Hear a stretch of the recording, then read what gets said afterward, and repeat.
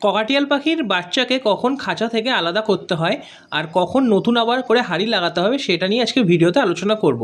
So hello everyone, তোমরা দেখছো Sourav bird সাভিয়েরি YouTube channel. আশা করি তোমরা সবাই খুব ভালো আছো আর ভালো আছে তোমাদের বাড়িতে পোষা শখের পাখিরা। তো আজকের এই ভিডিওতে কিন্তু সবটাই শেয়ার করব, তার জন্য কিন্তু পুরো ভিডিওটি তোমাদের শেষ পর্যন্ত দেখতে হবে, কোনো জায়গায় স্কিপ করে গেলে কিন্তু চলবে না। চলো তাহলে ভিডিওটি শুরু করা যাক।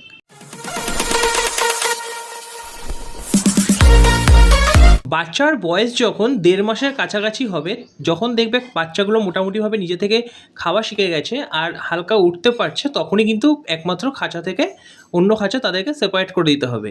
তার আগে কিন্তু করলে বাচ্চাগুলো কি হবে, খাওয়া না শেখার অভাবে বাচ্চাগুলো কিন্তু ছাট বাচ্চা হয়ে যেতে পারে। আর পাখিকে কিন্তু বাচ্চা নামিয়ে আলাদা করে দেওয়ার পরেই কিন্তু কখনোই হাঁড়ি লাগাবে না।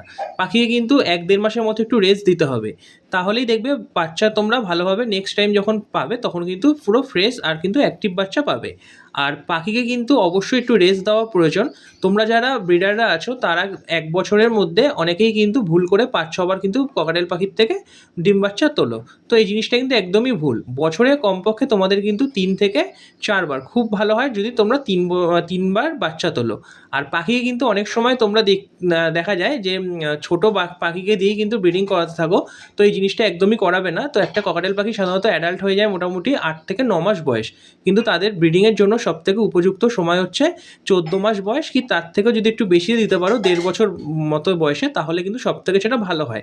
এর ফলে কী হবে, তোমরা ভালো পাখিদের থেকে ব্রিডিং পাবে আর কিন্তু বাচ্চাগুলো সুস্থ থাকবে।